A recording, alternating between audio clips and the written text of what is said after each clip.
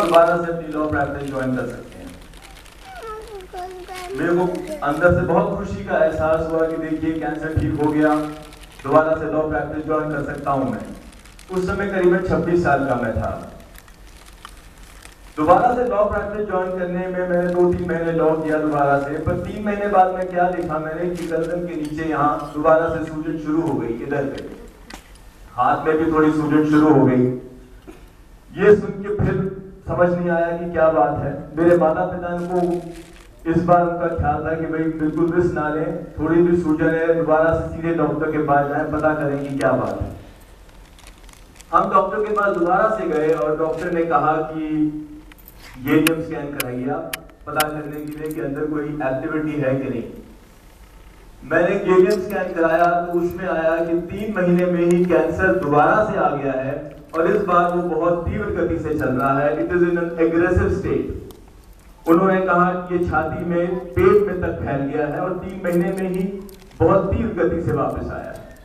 मेरे माता पिता डॉक्टर के सामने रोने लगे कि भाई हमारा लड़का ऐसा 26 साल का है, दोबारा से कैंसर आ गया। पहले तो कह रहे थे कि स्टेज 2 है और बहुत सिंपल कैंसर है, भाई 3 महीने में दोबारा आ जाना और अब इतनी तीव्र गति से जा रहा है, ये क्या बात है।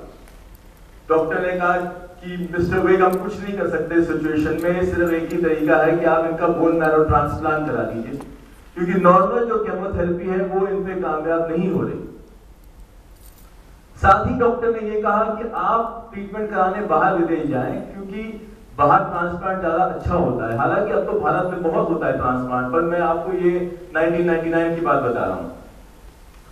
तो डॉक्टर ने कहा कि ठीक है बाहर यूएसए, लंदन आप कहीं चले जाएं ट्रांसप्लांट के लिए।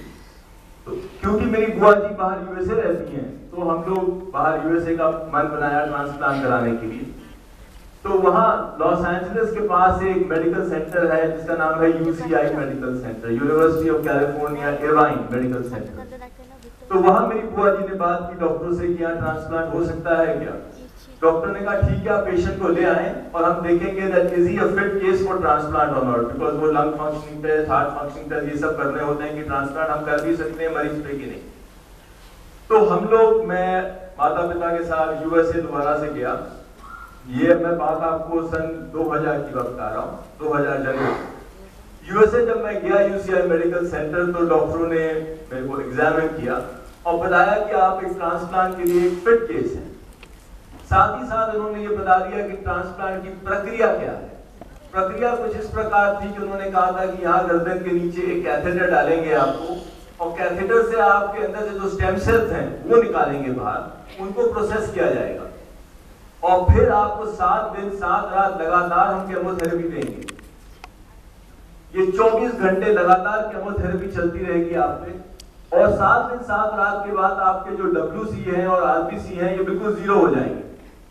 उसके बाद 8वां दिन रेस्ट डे होगा और 9वें दिन आपको ये दोबारा से स्टेम सेल यहीं से अंदर डाल दिए जाएंगे। उन्होंने ये भी बताया इसमें थोड़ा खतरा ये जरूर है कि अगर ये 7 दिन 7 रात केमोथेरेपी देने के बाद अगर आपको कोई इंफेक्शन हो गई, खांसी जुकाम भी हो गया, तो भी हम आपको सेव नहीं कर पाएंगे, क्योंकि अंदर से आप खोखले होंगे।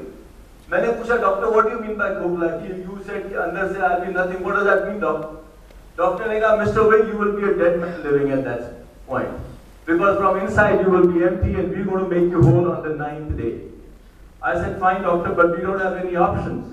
He said yes Mr. Vig, options कोई नहीं है आपके पास, because normal chemotherapy is not working on you, so transplant is the only alternative we are left with. तो ये सुन के हालांकि बहुत डर लगा हम सबको। मेरे माता पिता ने कहा ठीक है और कोई तरीका नहीं तो ट्रांसप्लांट ही कराएंगे। तो ट्रांसप्लांट के मुझे याद है हफ्ता भी रह गया था अस्पताल में ट्रांसप्लांट के लिए जाने के लिए। तो मेरे माता पिता मुझे घुमाने मॉल और बीच और हर जगह लेके जा रहे थे कि पता नहीं हमारा बेटा वापस आएगा भी कि नहीं कभी अस्पताल से। ये दिमाग में भय था जरूर डॉक्टर की बात सुन के। बट एनीवे कुछ दिनों बाद प्रोसीजर बना और डॉक्टर ने कहा कि आप आ जाएं हॉस्पिटल में।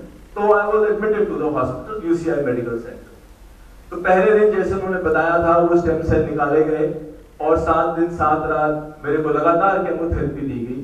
8वां दिन रेस्ट डे था, उसको न्यूट्रोपेनिक जोन कहते थे। डॉक्टर वो मास्क पहन के आया करते थे, अंदर की कोई इंफेक्शन ना मिल जाए, सारे खिड़कियां भी सील। 9वां दिन उन्होंने मेरे पे अंदर दोबारा से स्टेम सेल अंदर डाले और उसके बाद करीबन 15वें दिन मेरी पैरों ने दोबारा से कार्य अपना करना शुरू किया। तो कुल मिला के मैं 21 दिन अस्पताल में रहा। उसके बाद डॉक्टर ने कहा कि मिस्टर वेग, अब आप जहां रह रहे हैं अपने बुआ जी के घर वहां चले जाएं वापस, महीने बाद दोबारा आ जाइएगा। 25 दिन की हम रेडियोथेरेपी भी करना चाहेंगे कि अगर 1% भी कुछ रह गया हो तो हम उसको ठीक करने की कोशिश करें। तो वही हमने किया। हम वापस गए बुआ जी के घर और उसके बाद डॉक्टर के पास महीने बाद गए। मेरी 25 साइकिल वहां रेडियो